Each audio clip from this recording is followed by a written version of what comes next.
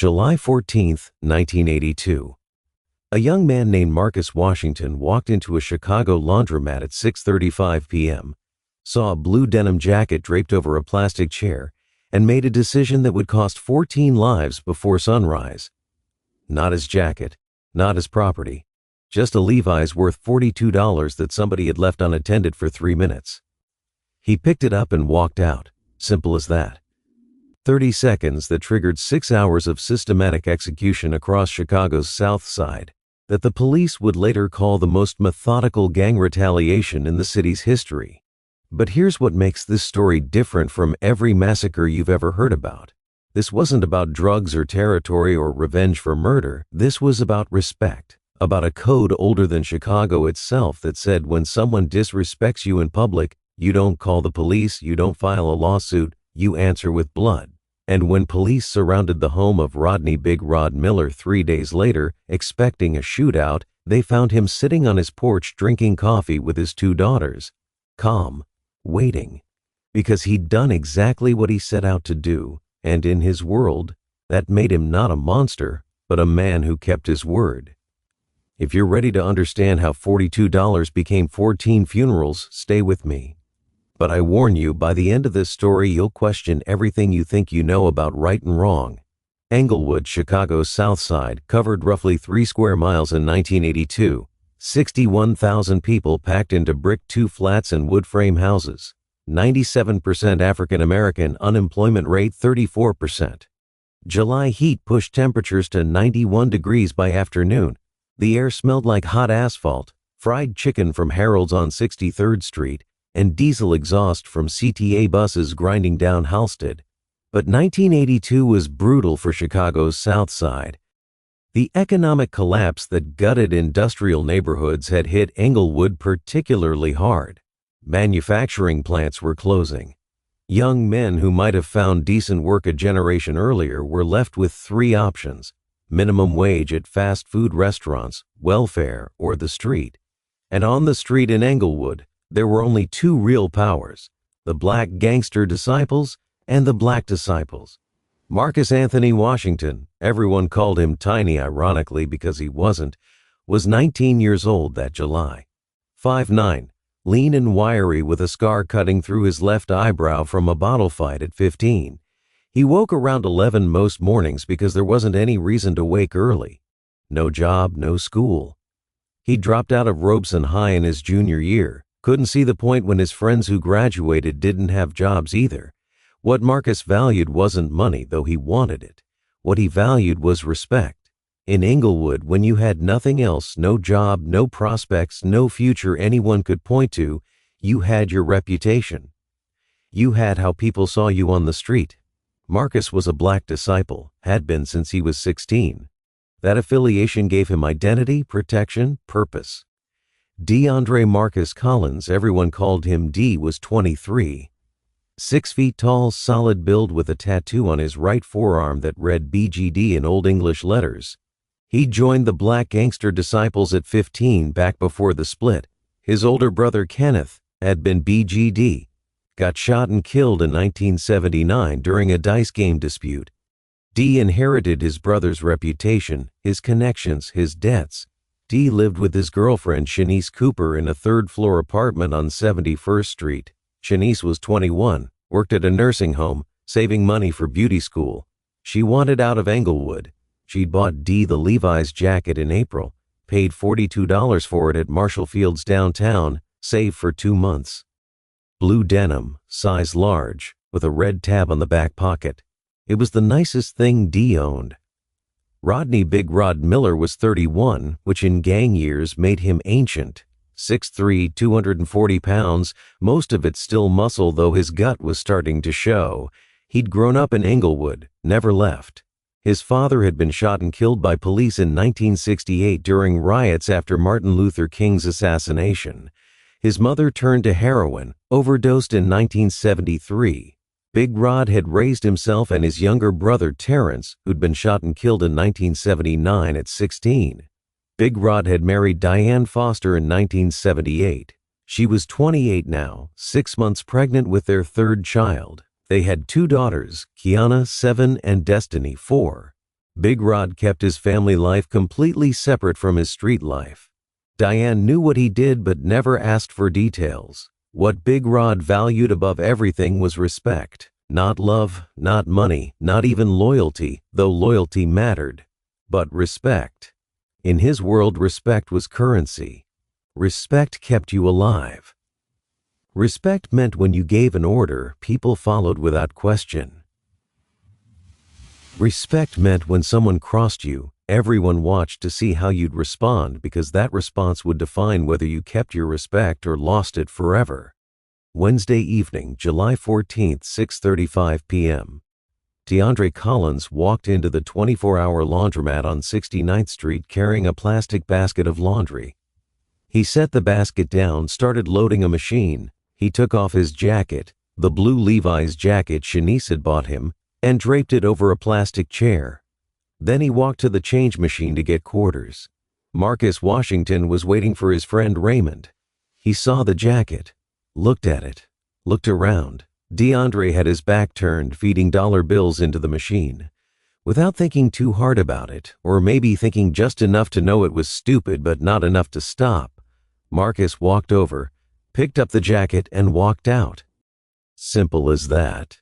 30 seconds. No confrontation, no words exchanged. Just a jacket that had been there and then wasn't.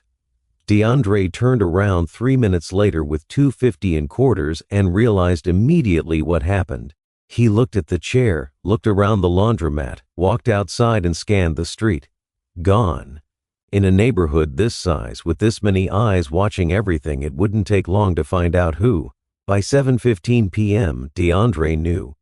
3 people had seen Marcus walk out with a blue denim jacket. By 7:45, DeAndre had confirmed Marcus was BD. By 8:05, DeAndre was standing at a payphone dropping a quarter into the slot, calling Big Rod. "Someone took my jacket," D said when Big Rod answered. "Who?" "Kid named Marcus Washington. Tiny, he's BD." Silence on the other end. Traffic noise. Then Big Rod's voice, flat and calm. "Where you at?" "Halsted and 70th. Stay there. I'm coming." Big Rod arrived 20 minutes later in his brown 1978 Chevy Caprice. D got in the passenger seat. "Tell me exactly what happened," Big Rod said. D told him, the laundromat, the jacket, Marcus Washington. "You sure it was him?" 3 people saw him. Big Rod lit a cool, took a long drag. "A jacket. Shanice bought it for me, $42. "I don't give a fuck about the jacket," Big Rod said. "But this kid took something from you in public in a laundromat where everybody knows everybody. That means he thinks he can disrespect you, which means he thinks he can disrespect me, which means he thinks he can disrespect all of us. So what do we do?" Big Rod turned and looked at D. His eyes were calm, not angry, just calculating. "We handle it. But we don't just handle Marcus. We handle everyone who needs to understand what happens when they disrespect us. Make an example. Make sure nobody forgets." That was the moment, the crack that would widen into a chasm. Big Rod didn't make decisions quickly. That's how he'd survived to 31. So he told D to go home, said he'd handle it tomorrow night. Thursday afternoon, Big Rod drove to see a man named Curtis Ace Williams, who worked at a sporting goods store during the day and sold other services on the side. Big Rod needed 6 pieces, 9mm preferred, and ammunition. "When?" Ace asked. "Tomorrow afternoon, 3 o'clock, $800. Big Rod didn't argue. He knew the market. Thursday evening, Big Rod spent at home being normal, playing with his daughters, eating dinner with Diane, acting like Friday would be just another day. But his mind was working, always working, planning the routes, the timing, the sequence of events. At 10:30 p.m. Friday, 6 men gathered in Big Rod's garage. D, Thomas T. Block Edwards, Raymond Ray Johnson, Marcus Little Marcus Brown, Leon L.B. Foster, and Big Rod himself. "Here's how this works," Big Rod said, laying out weapons on the hood of his Caprice. "We hit 5 locations. Start at Jerry's bar where Marcus and his crew hang out, then the corner of 67th and Racine, then the laundromat where this started, then Marcus's house, and at Hamilton Park where BD members deal at night. We move fast, in and out. No talking, no hesitation.